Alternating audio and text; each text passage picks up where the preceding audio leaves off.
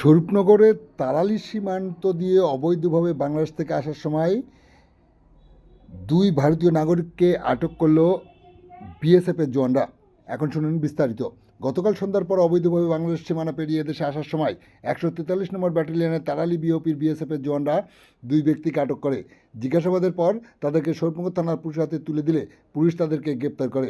Police সূত্রে জানা যায়, নিমাই দাস তার বাড়ি হুগলি জেলায়, সাথে থাকা কৌশিক সর্দার তার বাড়ি বারাসাত এলাকায়। স্বরূপনগর থানার পুলিশ ওই দুই ব্যক্তিকে গ্রেপ্তার করে বসিরহাট মহকুমা আদালতে পাঠায় পরবর্তী আইনি পদক্ষেপ গ্রহণ করার জন্য। আপনারা দেখছেন সেই সময়কার বিশেষ মুহূর্তে ধারণকৃত ভিডিও চিত্র আজকের স্বরূপনগর পত্রিকার অনলাইনে। আমাদের সাথে থাকুন, দেখতে থাকুন।